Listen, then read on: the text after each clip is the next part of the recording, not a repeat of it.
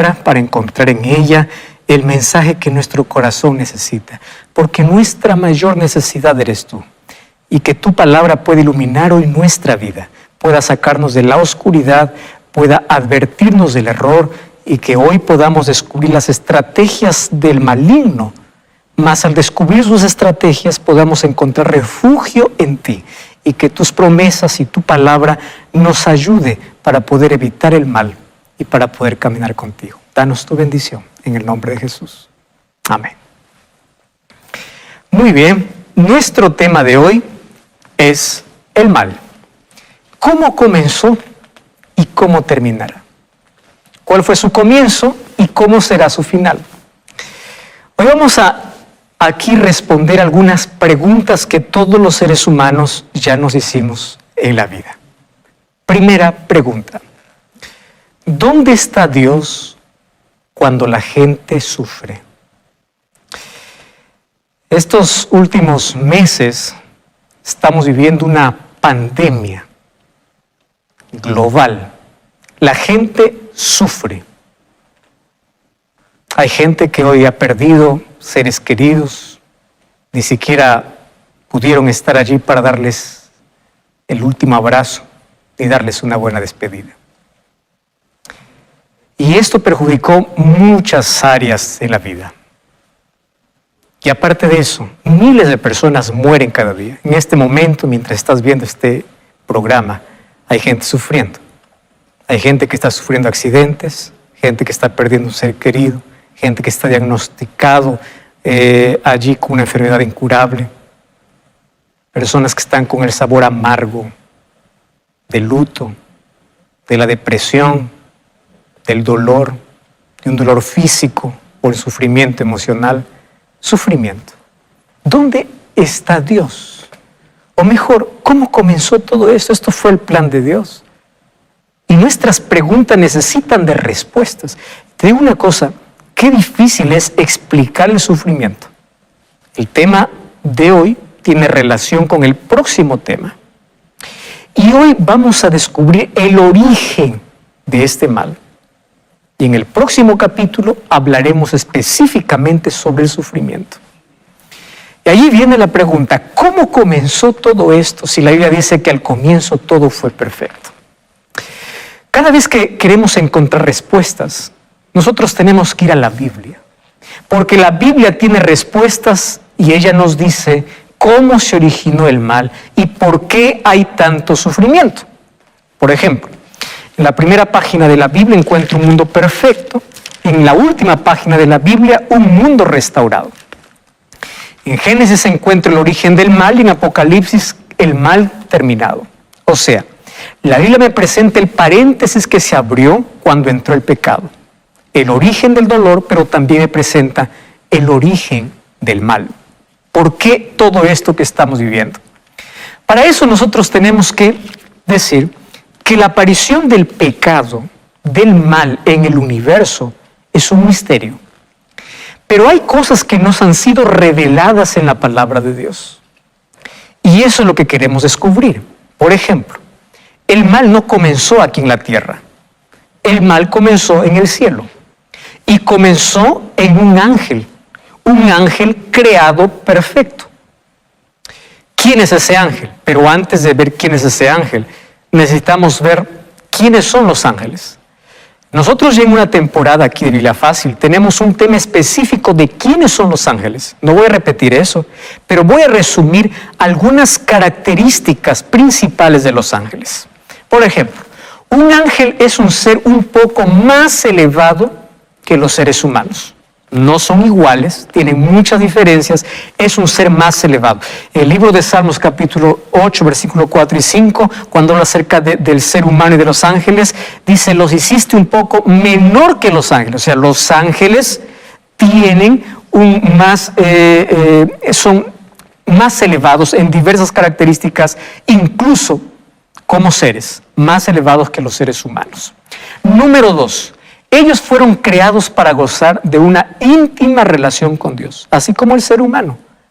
El ser humano fue creado con un propósito, los ángeles también, con el propósito de adorar a Dios. Los ángeles poseen poder sobrenatural y son obedientes a Dios. El libro de Hebreos capítulo 1 versículo 14 dice que ellos son espíritus administradores y espíritus de poder que siempre están en este conflicto, en esta lucha entre el bien y el mal. O sea, ellos tienen poder, lo que el ser humano no tiene. Otra cosa es que ellos pueden formar o ellos pueden tomar forma humana. Ellos son seres espirituales, más pueden formar o tomar la forma humana. Cuando se presentaron, por ejemplo, a Abraham, se presentaron como dos viajeros. Cuando se presentaron a Lot, también. Entonces, los ángeles, para comunicarse con el ser humano, pueden tomar la forma humana. Otro aspecto importante acerca de los ángeles es que ellos gozan de libertad y voluntad para servir a Dios. Ellos no fueron creados como robots. Toda la creación de Dios, cuando se habla de seres espirituales o seres humanos, Dios les dio esas dos características: creados con libertad. Entonces, el ser humano fue creado libre y los ángeles también fueron creados libres. Ahora, es interesante que entre todos los ángeles que Dios creó, hubo un ángel que usó mal su libertad. Y a la libertad lo convirtió en libertinaje, en una vida sin reglas. Porque el cielo es un lugar de orden. Y en el cielo estaba la ley de Dios, que es la base de su gobierno, para mantener la armonía. Uno de los ángeles se rebeló. Uno de los ángeles usó mal su libertad. ¿Y qué cosa hizo? Contaminó todo el cielo. Primero él se contaminó y luego empezó a contaminar el cielo. Y él quiso una vida independiente de Dios. Y allí se origina el pecado. Si tú te das cuenta cómo se origina el pecado, se origina de una manera simple: independencia de Dios. Y vamos a ver algunas características de cómo comenzó el pecado. Satanás, o como hoy lo conocemos, que un día fue un ángel, su nombre era Luzbel o Lucifer, ángel de luz. Él no mató, él no robó, él no hizo cosas que nosotros aquí nos escandalizamos y llamamos pecado. Y es pecado. Sin embargo, pecado tiene su raíz en algo: independencia de Dios. Y al independizarse de Dios, tú empiezas a quebrar toda la ley de Dios. O sea, romper la ley de Dios es el resultado de una vida independiente. Y así comenzó el mal. Y él tenía unas características interesantes. En la Biblia encontramos dos libros que hablan sobre estas características. Mira, el libro de Ezequiel capítulo 28, abre allí tu Biblia. Ezequiel capítulo 28, versículo 12. Allí en profecías que se habla al rey de Tiro y al rey de Babilonia, hace representación de lo que ocurrió en el cielo, o toma a esos reyes como símbolo de lo que ocurrió en el cielo. Ezequiel capítulo 28, versículo 12, dice así: dile al rey del Tiro, este es un símbolo que está usando, así ha dicho el Señor, tú eras el sello de la perfección, lleno de sabiduría y de hermosura. Él no era como muchos se pintan ahora, ¿no? Satanás es alguien que tiene cuernos, alguien que tiene uñas largas, alguien que es horrible. No. A pesar de que él se rebeló contra Dios, toda su belleza no le fue quitada, tampoco su poder. Entonces, él es uno de los seres más hermosos. Dice que él fue creado en hermosura, en perfección y en sabiduría. ¿Qué características? Cuando nosotros vamos al versículo 14 dice: tú, querubín grande y protector. Por eso sabemos de que no está hablando el rey de Tiro, sino que está usando la figura del rey de Tiro para hablar acerca de lo que ocurrió en el cielo. Dice: tú, querubín protector, yo te puse en el santo monte de Dios, ahí estuviste y en medio de las piedras de fuego te paseabas. Está hablando acerca del santuario celestial. Allí estaba este querubín protector. El versículo 15 dice: perfecto eras en todos tus caminos desde el día que fuiste creado hasta que se halló en ti maldad. Era perfecto. Dios no creó a Satanás, Dios creó ángeles libres. Uno de ellos usó mal su libertad. Versículo 17: se enalteció tu corazón a causa de tu hermosura y te corrompiste a causa de tu sabiduría y esplendor, te arrojaré por tierra, delante de los reyes te pondré, para que miren en ti. Ezequiel capítulo 28 me da 3 características: lleno de hermosura y sabiduría, querubín protector. ¿Qué cosa protegía? Recordemos que los querubines están en la presencia de Dios y protegen, ¿qué cosa? La ley de Dios. Por eso es que Satanás siempre odia la ley de Dios. Él un día estuvo allí como querubín protector, la palabra hebrea, la palabra soquet, alguien que protege la ley.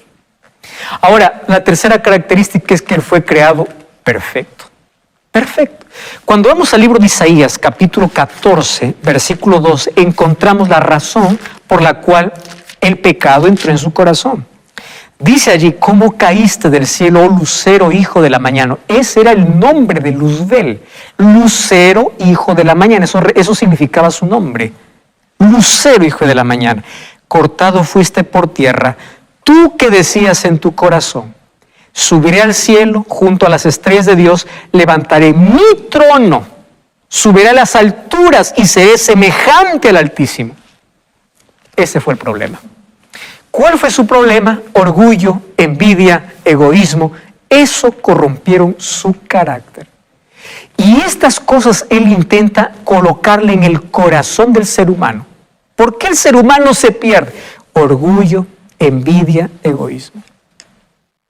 Porque así comenzó en el corazón de este querubín. ¿Quién es un querubín? Mira, el libro de Isaías capítulo 37, versículo 16, dice que los querubines tienen una posición privilegiada en el cielo. Dice allí: Jehová de los ejércitos, Dios de Israel, que moras entre los querubines. O sea, un querubín es una posición privilegiada entre los ángeles. Ezequiel dice que él tenía gloria. Por eso es que la iniquidad apareció como un misterio. Él deseaba el poder y la posición de Cristo, pero no su carácter. Y se rebeló contra su gobierno y se tornó en adversario.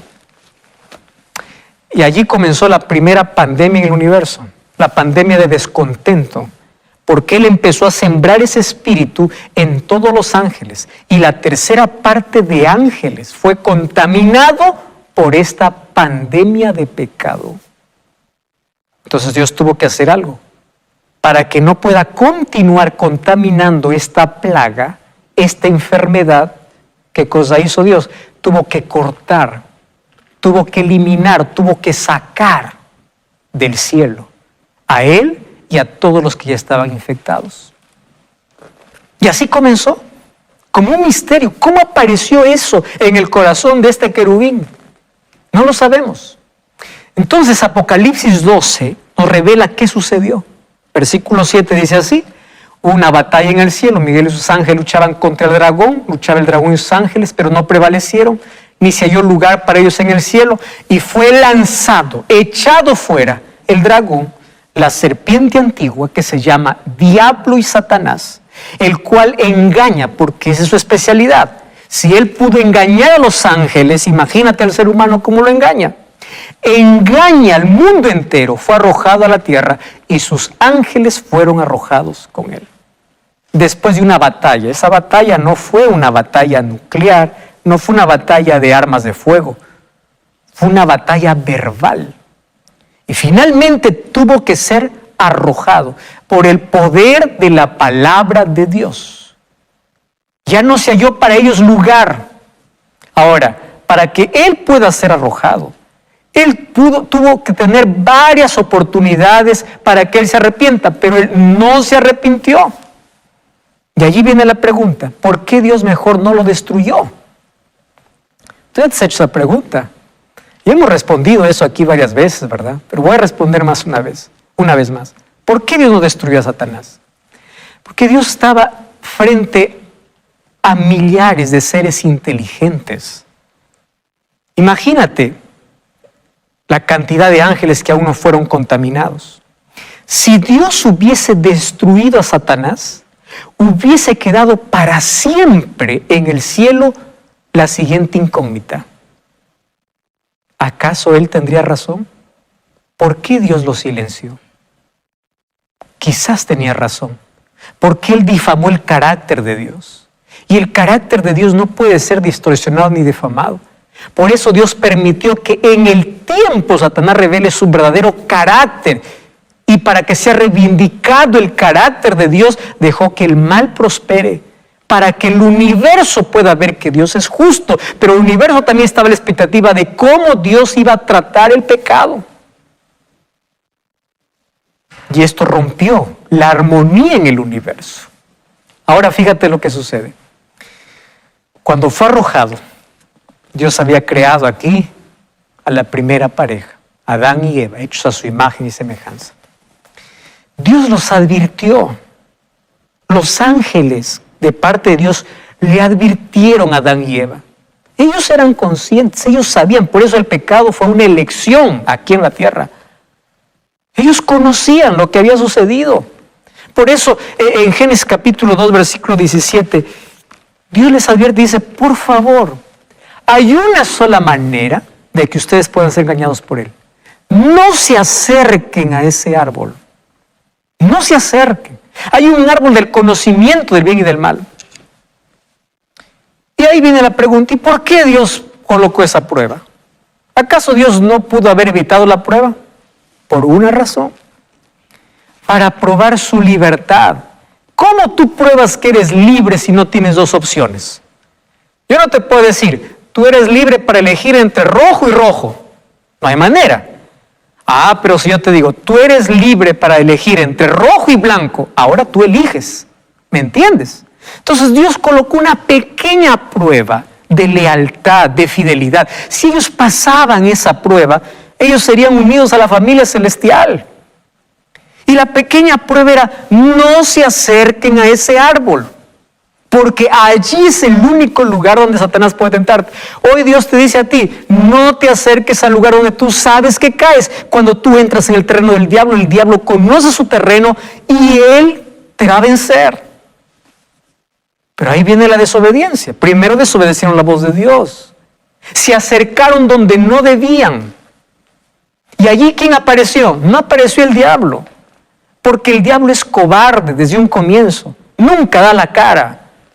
El diablo cuando quiere destruir, él coloca siempre una cara bonita. Y él siempre se esconde, se disfraza.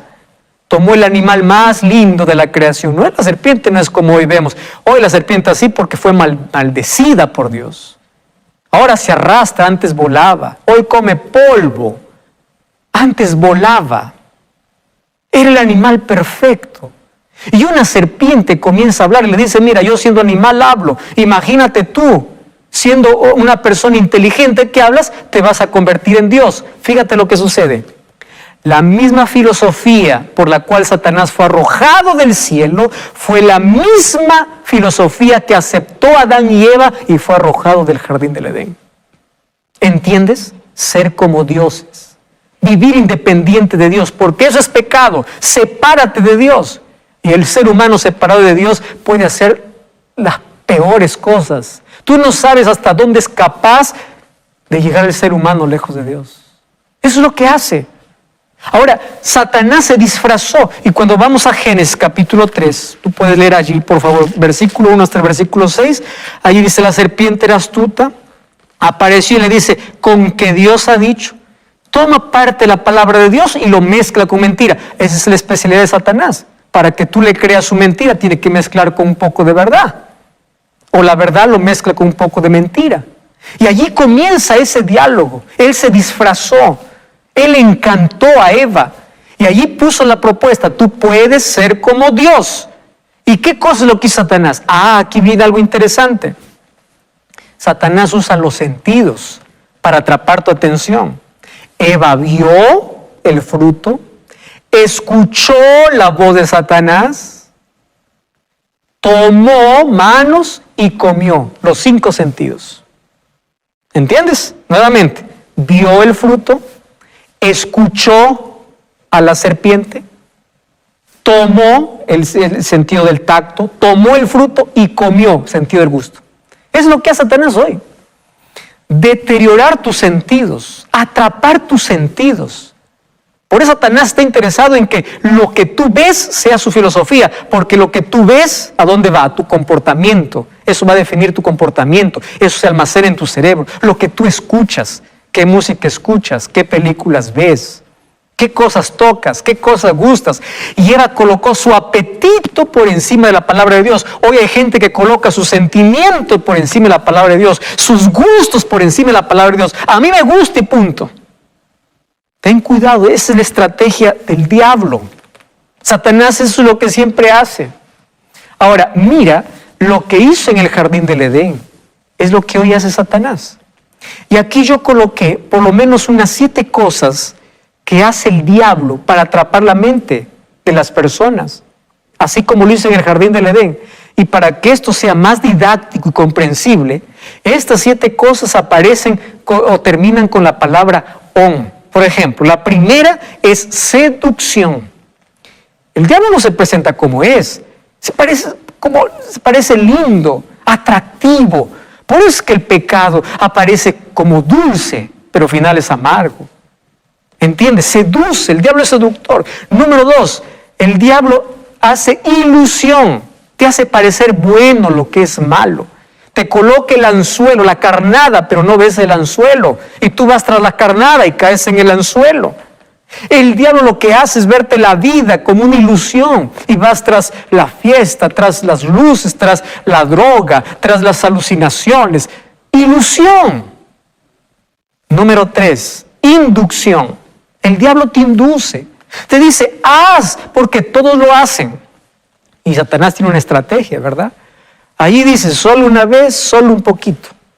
Eso es suficiente. Una copita de alcohol, nada más.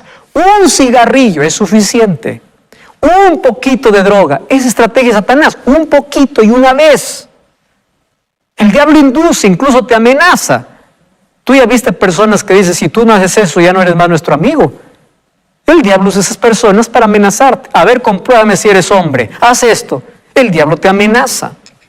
El diablo induce, el diablo provoca. Número 4, negociación. Cuando tú te resistes tanto, entonces el diablo te hace un negocio. Dice, está bien, tú no quieres caer, pero déjame un espacio chiquito. Y basta, es un pecado acariciado para acabar con la vida del ser humano. Negociación. Número 5, distracción. O sea, la profecía del Mesías.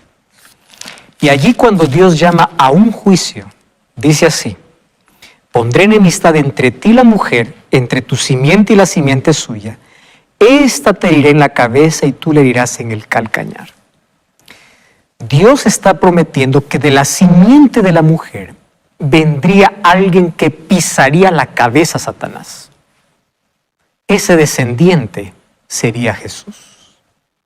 Jesús, que ya era Dios, pero se iba a ser hombre, se iba a encarnar, se iba a ser un ser humano para poder derrotar a Satanás. Y Satanás conocía perfectamente este plan. Y él hizo todo lo posible para interrumpir. ¿Tú sabes las veces que Satanás llevó al pueblo de Dios a la apostasía para destruirlos y desaparecerlos? ¿Tú sabes por qué así hizo Satanás? Para que no venga el descendiente. Cuando Eva tuvo su primer hijo, pensó que él sería el Salvador.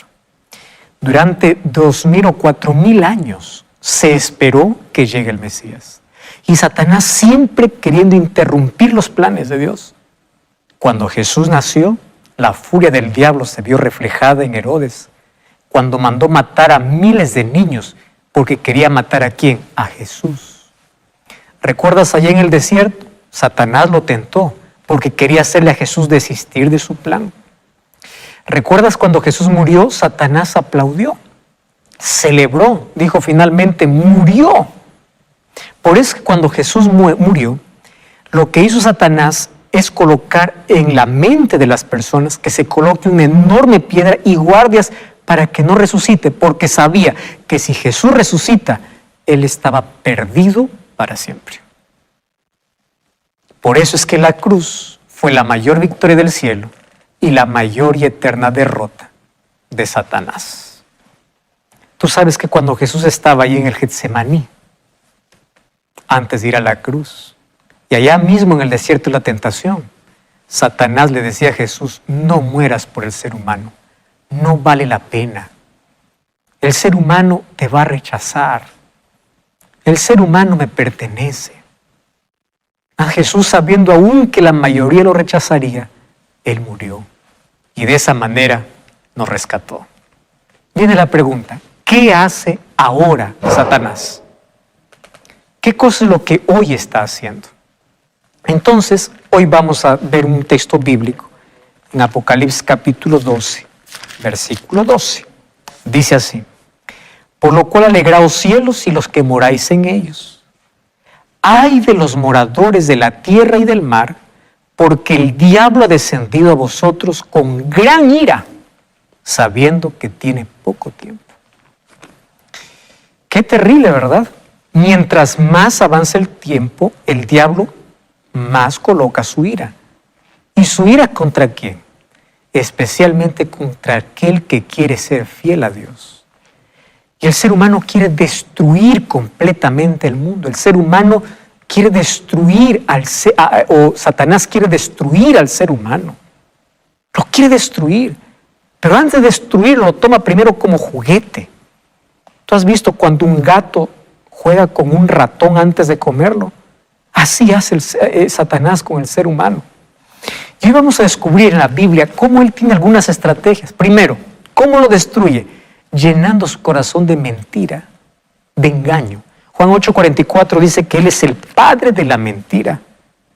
Él engaña, pero no solo engaña, él persigue. En Apocalipsis 12 encontramos que persiguió a Jesús, persiguió a la iglesia en la Edad Media. ¿Recuerdas la Santa Inquisición? Persiguió a fieles cristianos y volverá a perseguir en este tiempo del fin. Número 2, Satanás cita la Biblia de manera errónea. Lo citó a Jesús mismo en el desierto.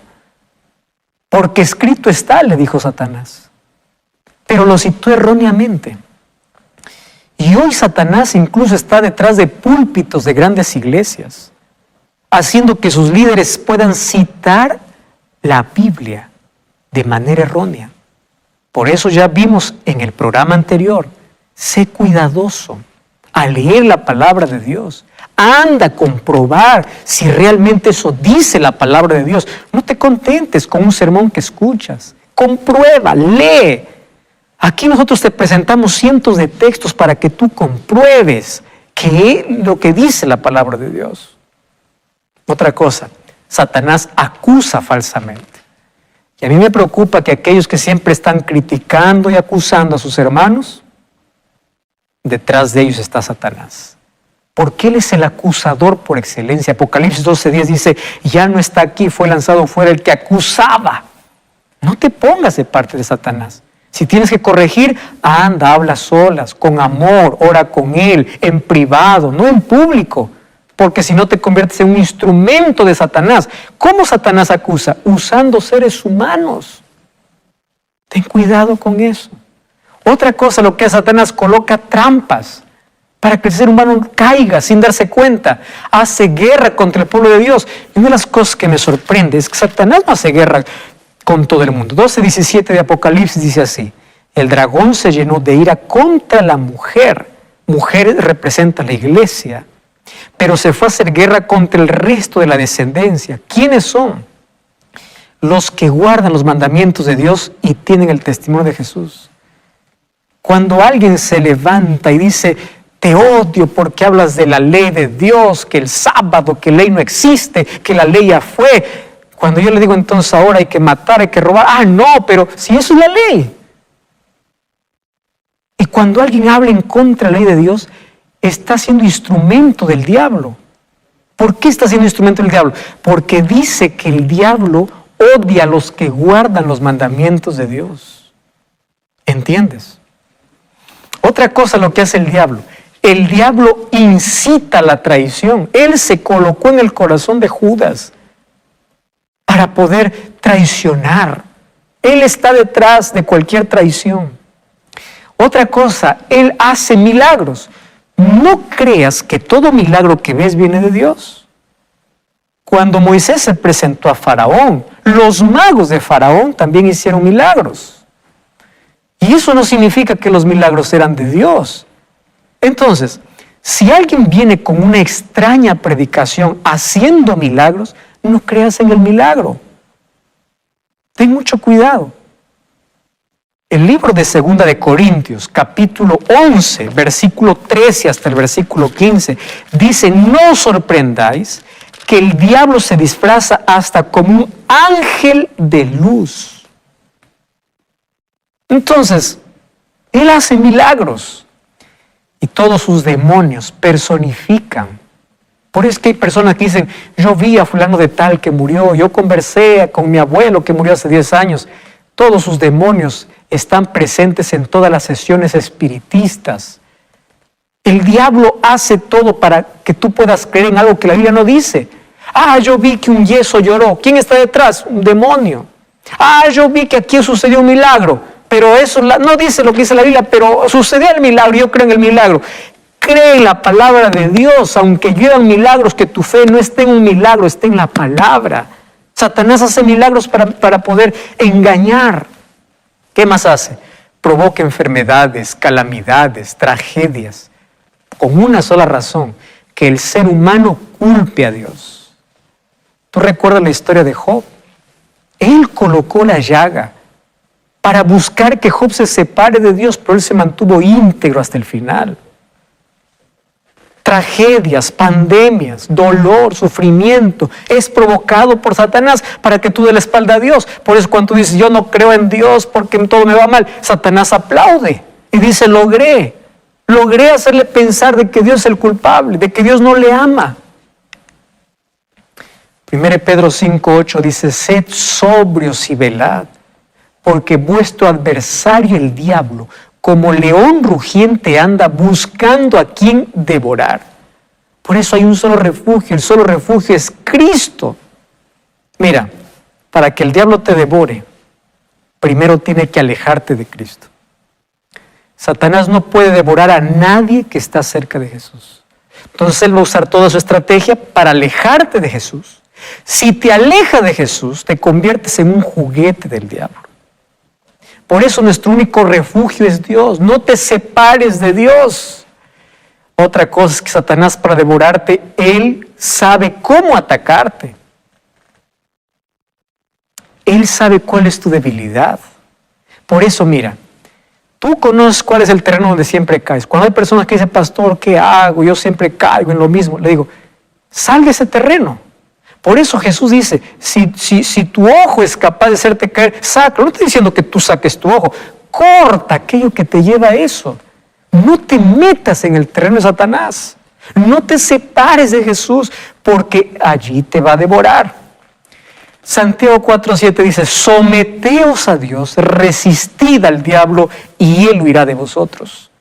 O sea, la única manera es someterse a Dios.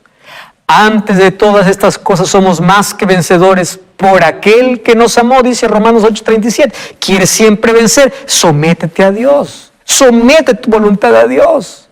Ahí viene la pregunta: ¿y cómo me someto a Dios? Esa es una muy buena pregunta. Porque puedes decir: sométete a Dios. La pregunta es: ¿cómo yo me someto? Entonces tienes que abrir tu Biblia. Mira, Efesios 6:11 y 12. Vestíos de toda la armadura de Dios. Abre tu Biblia. ¿Qué dice allí? Para que podamos estar firmes contra las acechanzas del diablo. Versículo 12. Porque no tenemos lucha contra sangre y carne, sino contra principados, potestades, gobernadores de tinieblas, huestes espirituales de maldad en las regiones celestes. ¿Ves cómo el diablo tiene una estructura firme? ¿Ves cómo el diablo está tan organizado para hacer caer el ser humano? Nuestra lucha no es contra sangre y carne, no es contra otro ser humano, es contra principados y potestades. ¿Cómo entonces podemos vencer?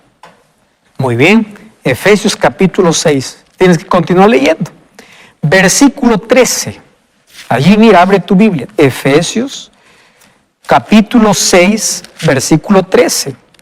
Dice así: por tanto, tomad toda la armadura de Dios para que podáis resistir en el día malo y habiendo acabado, estad firmes.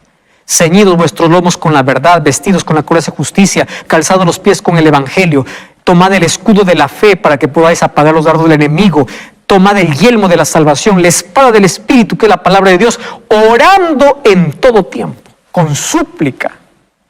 Entonces, ¿cómo me someto a Dios? Tomando una armadura que Dios me ha dejado. ¿Cómo es esa armadura? No es literal, es espiritual. ¿Cuál es el escudo que te protege de los dardos? Tú sabes que antes las flechas eran mandadas con dardos, con fuego. Entonces, si la flecha no atravesaba, el fuego te quemaba. Entonces, ¿cómo te proteges? La fe. Pastor, ¿y cómo hago que mi fe crezca? La fe viene por el oír la palabra de Dios, dice Romanos 17. Tienes que tomar la coraza de justicia, que es Cristo, el yelmo de la salvación. Tienes que compartir con otros el evangelio, que representan los zapatos. Mientras vas, por donde pisas, por donde vas, comparte a Cristo. Esa es la manera como nosotros podemos estar sometidos a Dios.